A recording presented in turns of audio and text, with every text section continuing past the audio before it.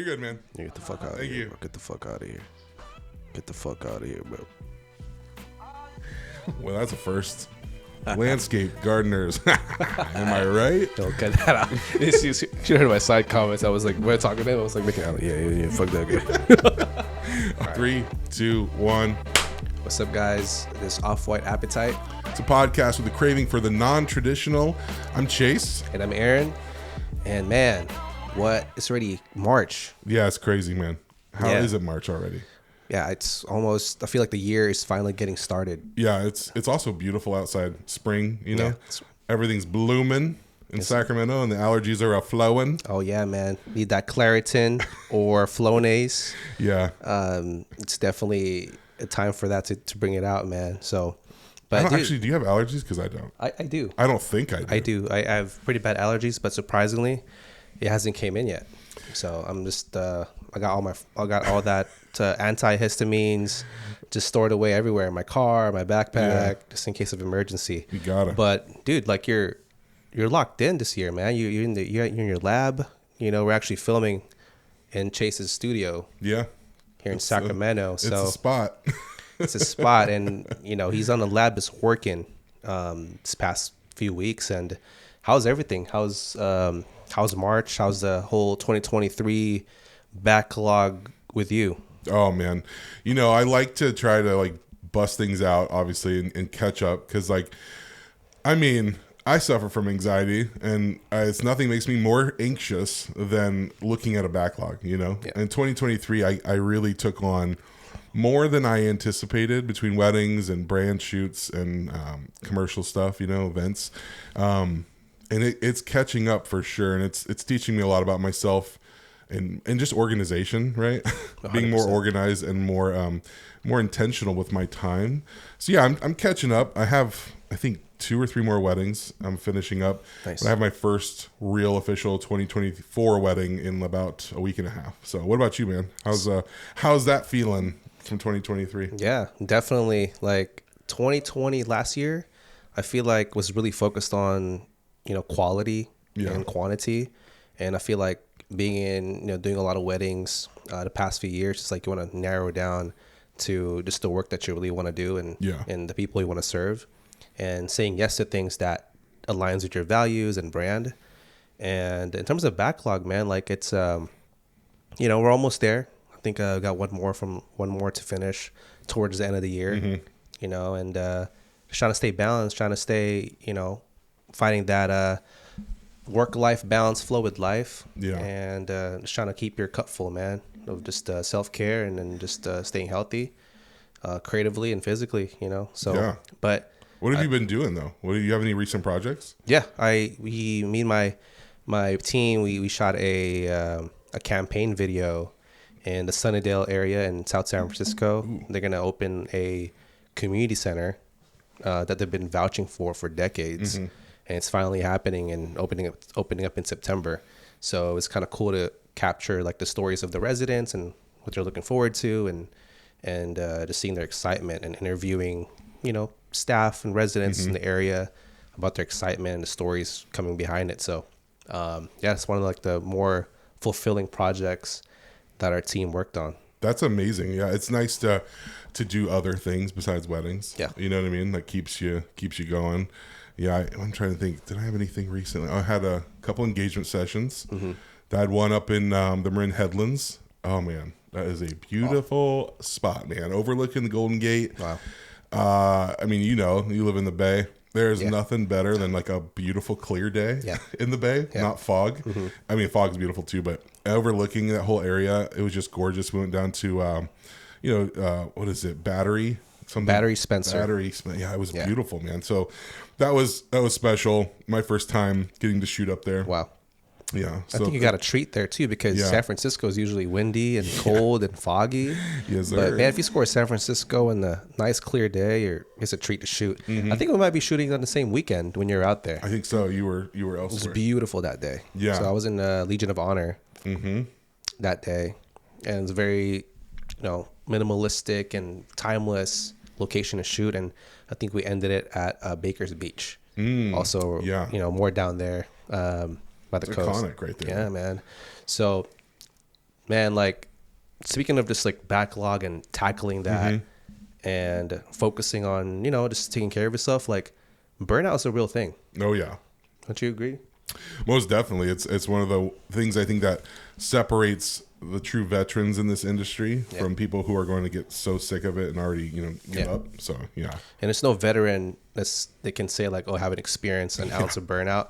And I feel like that's one of the things that makes us better is, failing forward and then really like seeing things that we can handle. Yeah. Because that makes it's better with, like I said, time management and just like taking things that, doesn't drain you, not just like on the work itself, but also the creative part. So let me ask you this, man, like, is there a difference? What do you think is like a creative burnout? How does that look like? I mean, for me, when I started doing photo and video, I didn't really think I'd be shooting weddings. It wasn't necessarily my goal to be shooting weddings. So, I was trying to do other things, I was a chef for a long time. So I wanted to really focus on food and food photography and videography. But realistically, small businesses don't always have the bigger budgets. Yeah. And if you want to, kind of sustain yourself, weddings will do it. They're very lucrative. But so for me, like burnout easily could just be taking way too many weddings. Yeah. And if you're doing everything yourself, like I know you guys do, I edit all of things myself, shoot everything myself. So it's like, I'm not outsourcing, it can add up real quick. And damn, does that feel like a weight on your shoulders? Because you don't want to disappoint your couples or any client. Right. And so I feel like now I'm just realistic with timelines and expectations. Like, hey, you know what? I'm more sought after than I was when I started. So people actually want to hire me, which is great. Yeah. But at the same time, you're going to get your film between now and 6 months. Yeah. Hopefully sooner, but like just to give me a buffer and just to avoid burnout. Yeah. I think taking time for yourself, like we were doing earlier, we're able to literally just like leave in the middle of the day on a Wednesday, go eat some dim sum, and go for a photo walk. Yeah. That to me is fulfilling, and it keeps you inspired and keeps you, your glass full. So, yeah, absolutely. Yeah. And I've, one of the things that I guess like one of my biggest challenges was actually experiencing that burnout, man, like creatively, just taking on too many projects, saying yes to too many things. Yeah. And on the back end, like you said, same thing, man. Like, when we shoot, we edit, and we oversee everything. And there's sometimes I fell behind a lot and I got overwhelmed and I wasn't honest with myself to just like, man, like this is too much for me. I didn't ask for help. And it got to the point where like, everything's falling behind. And that's when like, communication was a big thing that I need to do, like addressing, hey, everything's kind of falling behind and it might take a little bit, but I'm still trying my best to get this out to you, to the client. And actually when they said like, oh, it's fine, take your time, we understand, they kind of felt like, oh, wow, they actually understand, and that's the thing with the people pleaser, right? Like, when you have that people pleaser side, I feel like I don't want to disappoint anybody and I'm scared that I get disappointed. But in reality, it's like, it's okay as long as you communicate it early that that things can not go as planned. They actually respect that more because you're, able to set the expectation and pretty much like they see that they value you or that you value them. So, but yeah, man, that was a big struggle. And after, got through that hump, I felt like, okay, just being honest with myself and not saying yes to too many things. And I think saying no to projects and things that you really don't really need is pretty much saying yes to taking care of yourself. Oh, most definitely. You have to find things that serve you. Yeah, dude. And going back to what you said about just like keeping your cup full and looking back at this too is like, we serve a lot of people. Yeah. And this is a service-based industry. We're part of like, the biggest part of people's days, right? And I kind of see it as like a cup. Like, how can you serve somebody if your cup's empty? Yeah. How can you give your best if you're not giving yourself, the proper care and the proper, pretty much like filling yourself up too. Yeah. And gotta have that tank full. Yeah, seriously. And it's hard to come into a day when you're low battery. Oh, it's nothing worse, man. Nothing worse. Like I have, I dread days where I'll wake up for a wedding and I have like a borderline migraine Yeah. Or whatever it might be, you know. I mean, you want a story time? You want to hear a little story? Sure. My very first ever wedding ever. Oh. Dude, this is not how you want to start your wedding career. I'll tell you that. All right. So kid is sick, right? Daughter is sick. Week and a half goes by. I'm fine. I'm usually pretty good, right? But I start using her bathroom. Realized we didn't really disinfect that bathroom. And I've got my very first wedding, right? Photo only. I'm super excited, but I'm also very nervous because it's my first wedding. It's a couple years ago. And I wake up. I'm not feeling the greatest. I'm like, ooh, you know, and I tell my wife, and she's like, you're just nervous. It's just nerves. And I was like, yeah, maybe she's right. And then I started getting bubble guts, and I was like, I don't think these are nerves. And she's like, Chase, you have to shoot this wedding. You could have one foot in the grave. You got to shoot this wedding. That's how weddings work. And I didn't have a community built. Right. This is a great example of why you build a community in weddings, and you can lean on people. So we're on our way to Marysville, and she's like, you know what, I'll drive you. We'll get a hotel. We'll stay up there. So we're bringing our baby, right, as well, because we have a baby at the time. And we're driving, and I said, Abby, I don't feel good. And she's like, what? And I grab the baby bag out of the back and just start emptying it frantically. And she's like, what are you doing? And she's never seen me throw up. Oh, first. And I start just like violently throwing up. Oh, and as we're driving, and she looks at me in this moment like of panic, like, oh no, he's sick, you know? And so we're like, what do we do? And we start driving further and further. We get closer. We're 10 minutes away. I've already thrown up two or three times. And I have to run into a McDonald's, and I'm pretty much like, dude, if you don't unlock this thing, I'm about to make this McDonald's look real bad. Seriously? Like, I'm about to explode on this floor. It was so bad. At this point, I'm calling in favors, everything I could possibly think of. And the only person I really knew was my homie Haley Asen. I said, Haley, you know, like, this is what's happening. I talked to the planner. The planner's like, do you have COVID? I'm like, no, this is not COVID. This is butt stuff. Like, this is bad. And pretty much what happens is, I think it's Haley's sister who's at the wedding, I'm pretty sure, or her cousin or something.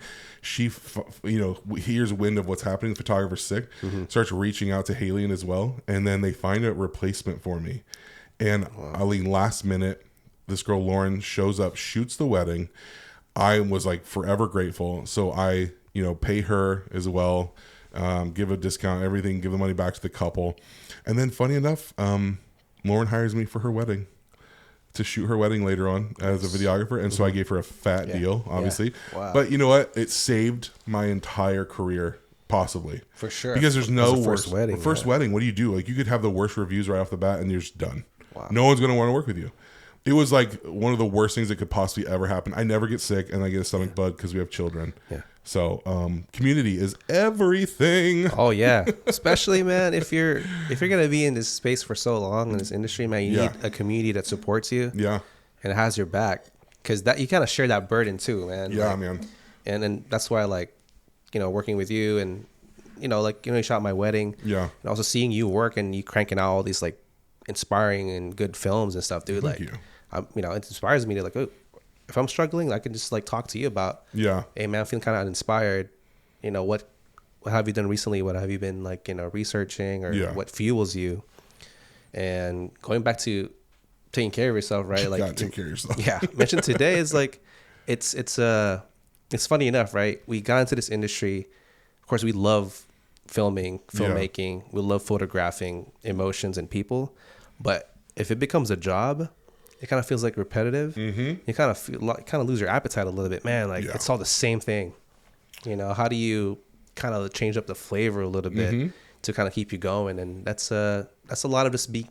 I think it's like, for me, like taking inspirations outside of weddings is what fuels the weddings. That's why I shoot like corporate videos that fuels a lot of storytelling and impact videos that touch the heartstrings of like people who watches it, get them emotionally engaged in the video.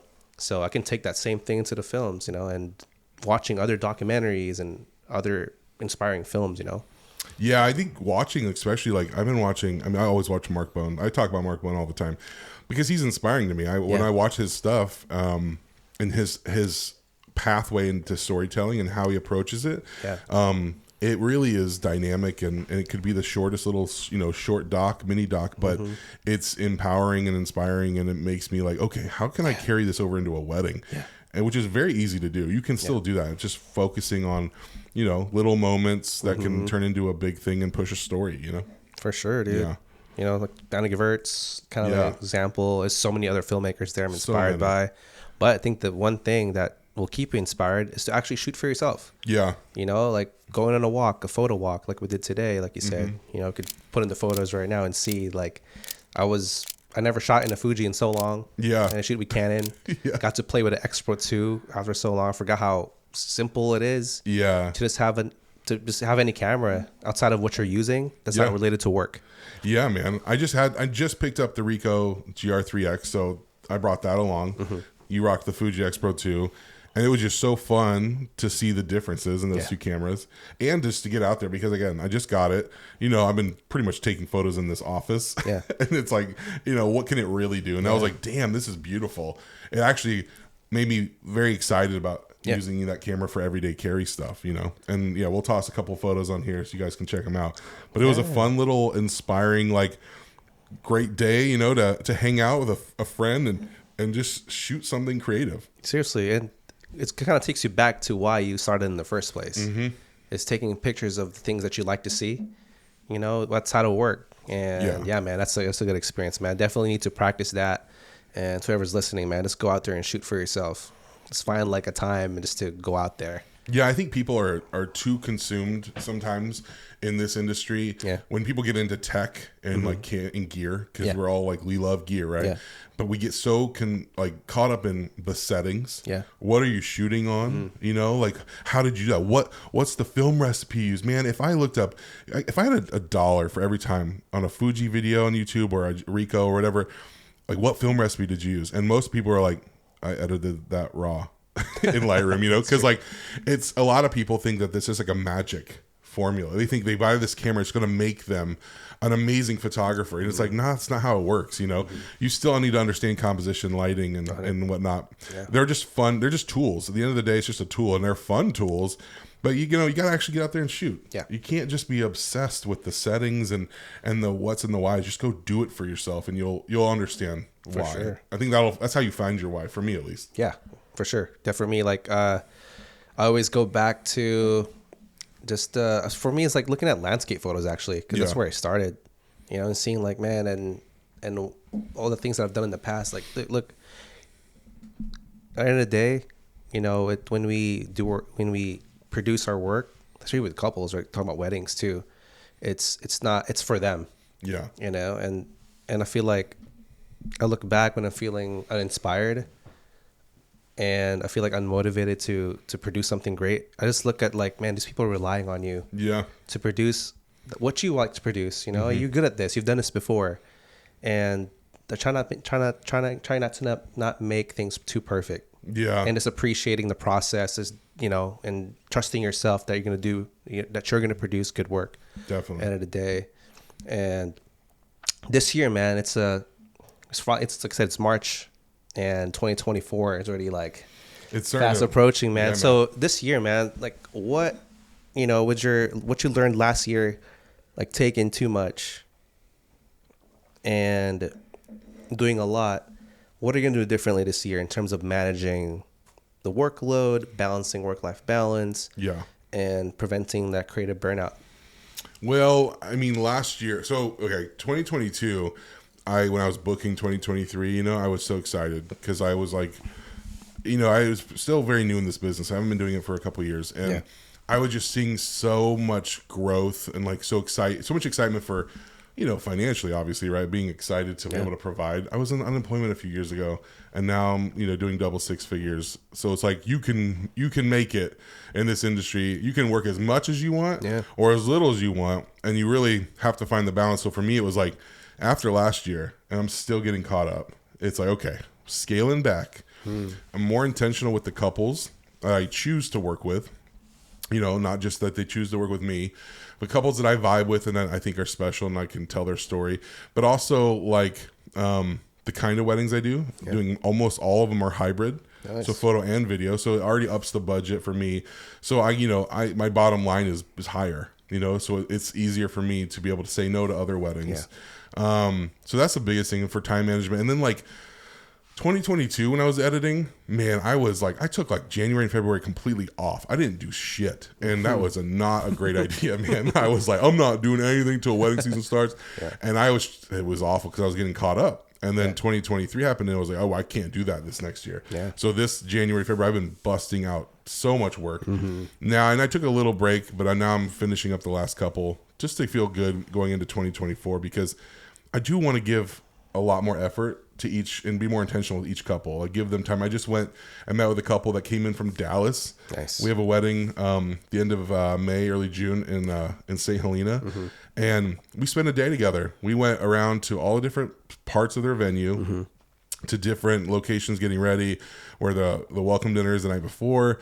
They took me out to breakfast, and it was so nice and fulfilling. Shout out Kate and John. What's up? What's good, guys? But just, getting to know them and like, okay, this is so much more enjoyable than just showing up the day of. So super stoked about that. Just being more intentional this year. What about you? Absolutely. I mean, this year, I think the more we find our identity as a wedding company, we kind of attract the people we like to shoot. So the fun, adventurous couples, young, who's been together for so long, who really love each other, who likes to party, especially. So I think this year we have a lot of those. It's very exciting. This year is like every couple that we shoot, we actually like the couple. I'm saying that we don't like every couple, but it's like one of the weddings that we shoot, like we actually, wow, these are the couples that we like to shoot. And now we can just focus on how we're going to make each wedding different. And of course, every couple is different. So it's making that experience for us and for them different. So I think it's intentionality, like you said, and trying out different things creatively in the film, very inspired by, was that the word you said? Cinema verite? Cinema verite. I just shout to Mark Bone again for the inspo of that, and just really intentional with your shots and compositions and letting the story happen in front of you. Letting it happen, just like letting the camera roll. That's really what it is, Like they used to just roll cameras for hours because they didn't want to miss anything. And for weddings, that's hard to do. I mean, you can. It's just like it doesn't make editing easier. Right. But I think, we come into the day as like, so I see it as like moment curators. So we see things that the couple, that moments that mean a lot to them, that feel like it doesn't happen organically, but we can make it happen organically if we just let that moment happen. So I think we can kind of prompt them to do things that can make those moments happen. Especially in the getting ready, like tensions are building. We can just like have like the bride and the mom or family, hey, just have a moment. Those are things like, hey, just after that happens, you just let the camera roll and see how the dialogue, organically flow. Then you have something that would never happen if you didn't curate or let the moment happen. Do you guys in your company, do you always work together? Do you bring in other photographers, or is it always just you guys? So we have like second shooters. So one main photo. I mean, like when they hire you though, if they hire you for photo and video, it's always you. Or if they hire you for video, does it always have to be you for photo too? It depends. Sometimes we kind of switch off depending on who wants to take video. But like, do other companies? Do you work with other companies or no? Mostly 95%. No, it's just us. So you have the advantage then of letting. So I kind of touched on it last time, but I have to have conversations now with photographers because I like to let moments happen, and if they're fucking talking too much, I can't use that audio. Photographers, okay, I'm coming for you. All right, shh. No, let moments happen. I'm half joking, but like it really does. Like if they're talking too much, or like because sometimes people hate awkward silence, or they're trying to, their process is more hands-on guiding them, and that I get it, but also like it can really mess up a moment when I'm trying to just let the camera roll and get some really raw dialogue and really some good sound bites. It's very hard to do that. So you guys have the advantage because you guys know how you're shooting and you can already set that up. For me, I'm just like, I briefly talked about it. I had that one photographer who literally was like a dolphin. she would just like, she was like all the fucking That's all funny, day. dude. Hey man, she I was listening back to the footage. My wife was like, does she ever shut the fuck up? I was like, no, no, she doesn't. And she ruined all my audio. Yeah. Between that and 45-mile-an-hour Tahoe winds, I had no audio. That's funny, man. So yeah, I mean, that's you guys have an advantage. I was just curious if you if you typically work as just your company, that's a huge deal. So you can let that moment just shine. No, I love it, man. It's no better way to shoot a wedding than your close friends too. Yeah. And we're, it doesn't feel like work. Totally. I know we're just hanging out. We're just have that chemistry, and we're just hanging out with a couple. Yeah. So yeah, it's our process, man. Like taking the couple through the whole journey, like from the call, and through the engagement session, we get to really hang with them and see like how they are as a couple, not just like a client. So, but yeah, man, I loved how taking this approach. I feel like, it's good for everybody, all the creatives and whoever's if you're in the wedding industry or other industries, to say yes to things that feel like it brings value to you. Yeah. And you feel like you can bring the best value to the one you're working with. Yeah. And it's the worst thing is saying yes to a client that you don't really connect with and don't feel like doesn't align really with your brand. Man, you know this, man. Like, oh yeah. When I say to you the other day, I said sometimes it's a meal, not a reel. There you go. I love that, man. True, Hold on. Say it again. Explain that real quick. Yeah. What's a meal, not a reel? Sometimes, guys, in this industry, just like anything else, you're not going to always have your ideal client, your ideal couple. But you know what? We got them bills to pay, baby. Yeah. So sometimes it is a meal, not a reel. It might not be the most fancy, the most designed, heavy designed or super gorgeous and unique. But, I do firmly believe every couple deserves nice photos and a video. Yeah. So even if they might not be your ideal couple, I do believe that's the unique position we're in to provide this awesome gift that they have to pay for. Yeah. You know what I mean? Exactly. It really is really nice. So like, sometimes it might not be your ideal client, but it's still, you're still in a fortunate place to make a living doing this really cool thing. Exactly. Especially for starting off. Yeah. I think once you kind of find like your identity and kind of like the type of couples you want to shoot, the type of venues where you want to shoot, I think you're slowly starting to realize, okay, I must say no to the type of couples that doesn't even align with the way I shoot, and it's okay. Yeah. When you're starting off, take those couples and really, figure out what you like. Exactly. And eventually the more inquiries that get in your way, you can slowly start to narrow out like who you can always say no. You can. And that's saying yes to yourself too, man. So learn to say no. Yeah. Learn to say no. Get out there and shoot. Learn to say no. Because it will make you a better business owner. Yeah. Because you won't be jaded and pissed off. And, it's just like, it's the same thing with like lowering your prices to get a job. You're just going to be like angry. You're probably going to be frustrated and angry that you had to lower your price. Yeah. So you're going into that project, that wedding already in a negative manner. And it's not a good mindset to be in. So it's like, if you're going to lower your price, change the deliverables to lower that price so that you're happy at the end of the day. They're happy. Everyone wins. You're not going in there like, all huffing and puffing like fucking had to change my pricing, Hell yeah. Like, don't do that. Just do things for yourself. It'll make a huge difference. I had a question for you. Yeah. Do you think, we're talking still a little bit about burnout. Yeah. And this is the time of year too to find out, creatively like what you want to do different. Yeah. You don't do too many styled shoots, right? You haven't? No, I think, to be honest, I haven't done a styled shoot yet. So like styled shoots are great for being creative, right? Testing new trends, new ideas, new techniques, but they are not the most realistic representation of a wedding.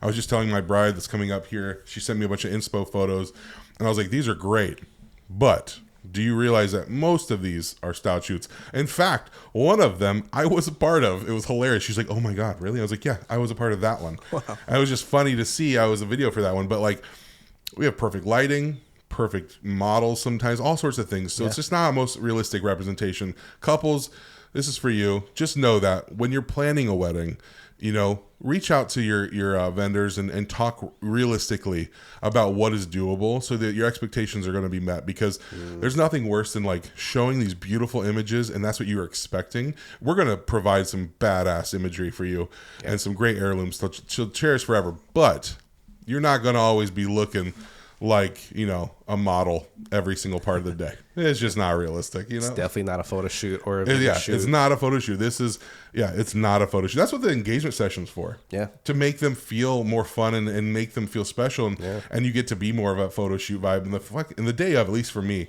Yeah, make it more about the couple and the experiences and the moments. Let's not stage everything. Yep. But I want couples to be real, you know, just aware of that, you know? But when it comes to like styled shoots, I love doing a few because I have a couple planners, especially that I love working with. But I just had one reach out to me, and like just yesterday, not the other one that I couldn't do. And she was like, "Hey Chase, I know I love your work. You know I love your work. Would you want to do this? Do you think, even though if you haven't done them, I think you could answer this. If you say yes or you say no, how does it affect you? Because if you say yes and you really don't want to do it, or you don't have the time. For me, really, it's time. Yeah, I have so much going on that, like, it. You know, March is already starting the wedding season for me. If I don't have the time, then you already are in a position where you're overextending yourself, and it can feel like a job, and you don't feel like you're really, you know, there to be creative and having fun. Yeah. Alternatively, if you say no, do you think it affects you in a way where the planners might not recommend you enough to other couples? So you almost want to say yes to ensure that relationship grows.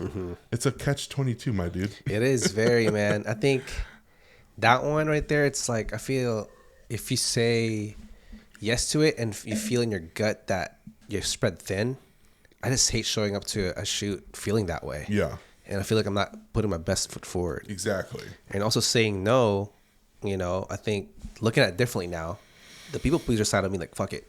I'm gonna do it. Exactly. You know, I need to. You know, I don't want to experience FOMO and miss out on opportunity. Yeah. You know, maximize everything that comes your way. It's true. Like the FOMO thing. Yeah. Especially if you see someone else do it. Yeah. And you're like, shit, it could have been me. Right. But now, if you say no, looking at it now, it's like, oh dang, okay, this guy actually values his time. I kind of respect this guy now. Yeah.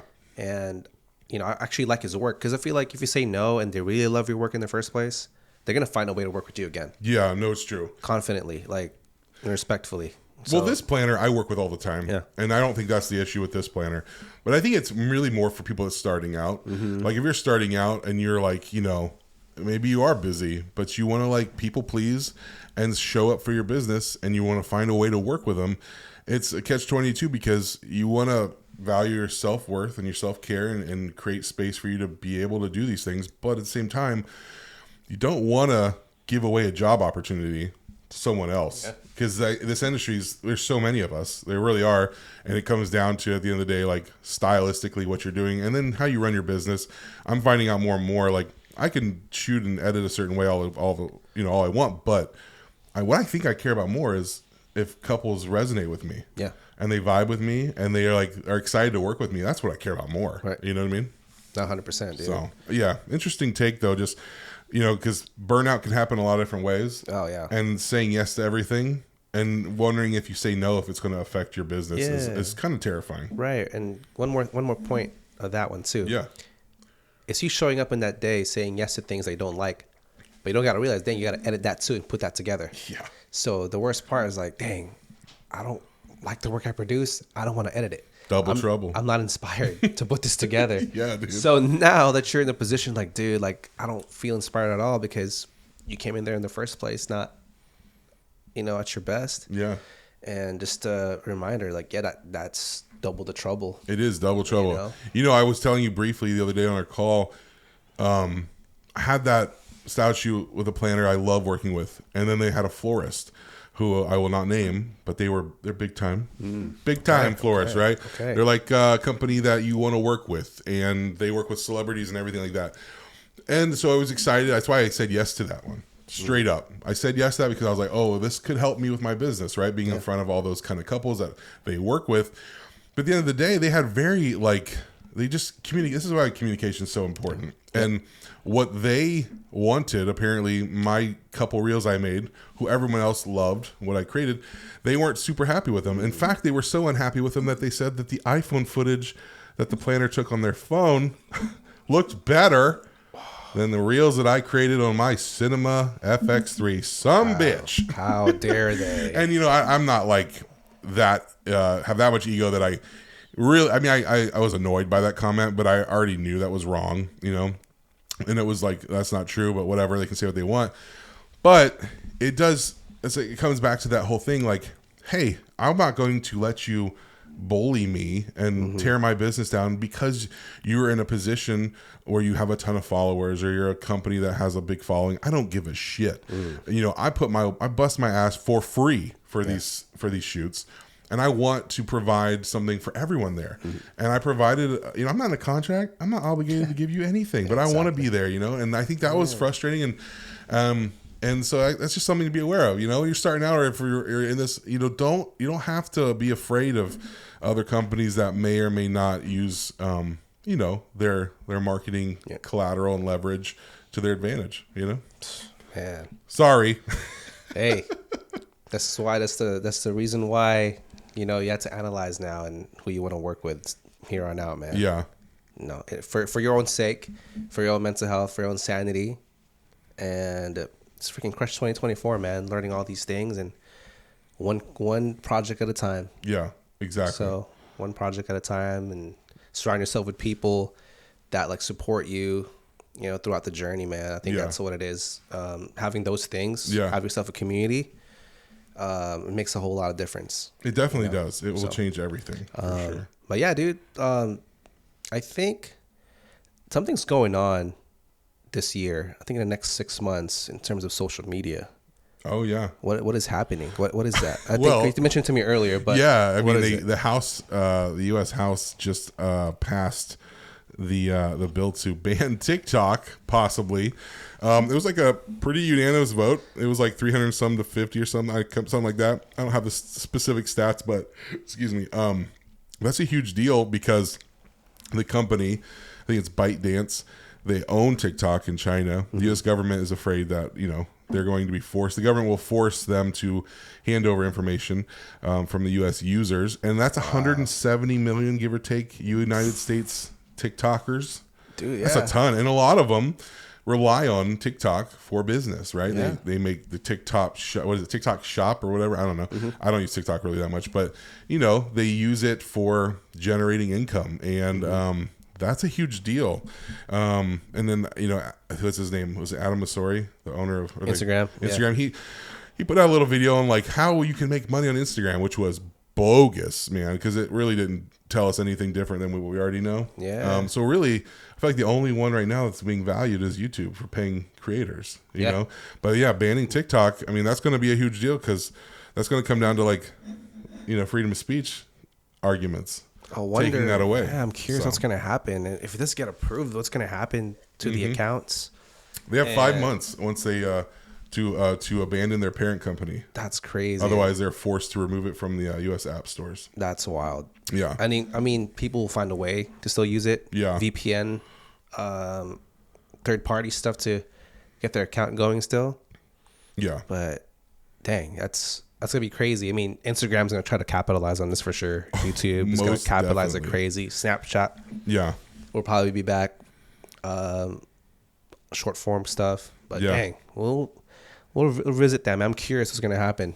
Especially summer's coming. That's like, I know soon. It's like primo time for people getting out and about, you know, and just the way short form content is, taking away TikTok. I mean, even if you took that away for a day or a week, right? Imagine what that does to the, you know, people are going to find a way. They're going to go elsewhere. Yeah. And Instagram is the next closest, really, you know, on IG Reels. Yeah. It's still different, but yeah, man. Also, speaking of some like what's trending right now stuff, the X106. What's good with that, man? I'm telling my stats. What happened with that? What happened with yours? I got an email from B&H that's saying, hey, we appreciate you ordering at the pre-order stage. It is in a pre-order stage. However, we have some stock coming in March. However, you're not going to get any of those stock until further notice. So they got your money, bitch. They were saying they got my money. We're holding your money until this back order stuff is happening. And which could be forever. Forever. It could be April. It could be next April. It could be next year. So I actually canceled my order today. That's what's up, man. That's how you stick it to the man. I can wait. I can wait. It's not a rush. Yeah. I mean, or you could just find one probably elsewhere if you want to pay. For like a fortune, though. If you want to pay. You got your boy Heach. He bought a couple. I know. Heach-chan, man. He got a couple. He's a dealer now. He's a 106 dealer. He's got them X106 dealer. Yeah, I mean, I had an X100V. Same. I thought it was great, but also for me, my giant Shrek ass felt like it was a toy. Didn't feel right, and that's why I have, the Leica Q2. I mean, what's funny though is like the Ricoh GR3X is legitimately a toy. Yeah, that thing is tiny as shit, but I view it differently. But I love the X Pro 2. What you shot with today, is arguably my favorite camera. It feels more rugged and bigger. The shutter is like, chef's kiss. That sound on that is amazing. Yeah, but it's weird, man. Like the hype around this camera started with TikTok, no less. Yeah, the 100V for sure started with that. And isn't that crazy? Yeah. Just because, again, people put it out there. There were nothing else to do during the pandemic, so people were taking photos a lot, photo walks. Everyone's walking. And then they blew it up, and all these people were like, oh, my God, my stuff could look like that too? And you're like, nope. Most people suck. Yeah. I mean, no offense, but like most people are not photographers. Just for aesthetic and just for looking good with the camera. They're like, yo, can I hang this shit around my neck and look dope? Yeah. But I'm stoked, with the direction that Fuji's going. Me too. I want to try the camera. I can't wait to get my hands on it. Just even try it. That's for sure. It. But you'll get one eventually, man. Yeah. And then we'll bring it on the show for sure. And we'll compare. Yeah. We'll compare files from the X Pro 2 because I have the 23 f2, which is essentially the same lens. Okay. It's on the X100 V6. God, I keep saying V. Man, they could have called it so many other things. I know. Could have called it like the X100 VZ. VZ, it's a BZ, that's why. Yeah, they could have called it so many things. They went X100 VI. Come on, guys. Fuji, what's good, my dudes? And then any other wedding trends that you're a fan of this year for 2024? Anything that's kind of getting you excited? This year? Man, I'm noticing a lot of like slow shutter vibes. I know the photo stuff has been a trend. Mm-hmm. Motion blur. Yeah. Has been a trend, but I'm seeing a lot of content that's really implementing that style too at the weddings. I know you do it, which is like I love it. Yeah, it's all I do. I feel like it's gonna become a trend still. I think it's cool because it adds motion. Even like what inspired recently too. I watched a film like about running. They implement a lot of those motion stuff. And it's different. I think that's gonna be a trend this year. Yeah. I think I'm gonna implement that. Some shots that I'm gonna use this year. It's interesting too. If you shoot that in 24 versus 60, it looks completely different. Mm-hmm. Which I realized, I was like, man, my slow shutter that I do looks a lot different than a lot of other ones. And I realized, it's because I often shoot in 60. And then 24, it looks way different. Yeah. So that's something to keep in mind. If you guys are looking to do some blurry video. Try it out. Try for motion. Yeah. But I think that, what other trends? Color, man. I think this is going to be like the year of color. Like, you're going to see these weddings with like insanely colorful florals that are different. They're not just like white flowers, not just, They're going to be like all sorts of different color palettes in there. I think that's going to be fun. I think you're going to start seeing more of the big, huge, the groom wearing the big, what's that called? The boutonniere. Yeah, they're boots. The boutonniere. But they're like the long ones that go the lapel boutonnieres. I think you're going to see more of those. I want to see. They're gorgeous, dude. Okay. Drop a photo in right here. You can see a couple of them. They're stunning if done correctly. I think we might see some of that. Yeah. I don't know. I mean, we'll see. I mean, I think, what else? You know what else I love? I started doing it last year, and I would love to see more of it. Using other, like, just apps on your phone. Oh, yeah. Right? I have a couple apps that I use. Even the VHS app is pretty cool. I love nostalgia sometimes. If it's appropriate, if it works out. If it's as long as it drives the story and adds a little bit of flair. I want to try 8mm. Yeah. Real life 8mm. Ooh, speaking of. Yeah. Do you know John Stambaugh? No. So he's a phenomenal filmmaker, photographer. He actually just released a Super 8, like essentially almost like a LUT. Whoa. And it looks the most convincing I've seen. Do you have it? Trying to get it from him because, John, I can't spend 100 bones on that shit. But I think we might be working out a deal where I can hopefully make some reels with him with his work. But I will tell you guys straight up, his his emulation that he's created for Super 8 is the realest I've seen. And if you drop your footage into a timeline that is set up to 18 frames per second, right, which is what Super 8's typically shot in, it gives it more of the jittery look. And then you export that clip, put it back in your 24 frame timeline. You've got Super 8 that, I shit you not, you could film on your phone. He used it on his he used iPhone footage as an example, and you can quickly zoom in and out on your phone, so it actually feels like Super 8. Okay. So yeah, Super 8 cameras are amazing, but they're so damn expensive if you want a good one. Yeah, analog is a good way to put in the films for sure. I appreciate that, and intermixing that. Yeah, I think finding just little things like that. I use I think it's called the Daz Cam. Use it at your wedding. It just does some cool like stop motion videos. Yeah. And it's just fun to overlay that and use that as like little extra overlays or fun transitions. Just think outside the box this year. I think that's what people are going to start really having to push themselves, because people are up in their game, man. 100%, dude. Yeah. So, yeah, man. So thanks again for tuning in. Yes, sir. On this episode. Covered a lot of ground, man. We did. I think it's going to be fun. I think the next one, we'd love to talk more. Maybe we'll have a guest next one. I don't know. We'll see what we can do. Yeah. But I definitely think that I want to learn more about your background. Yeah. I think it'd be cool to talk more about your background, like where you come from and all that good stuff, because we haven't talked about either of our backgrounds just yet. Yeah. I think it'd be fun to talk a little bit about that, dive deeper into that. Let's do it. Yeah, I'm down for that, man. For next episode, tune in. Yeah.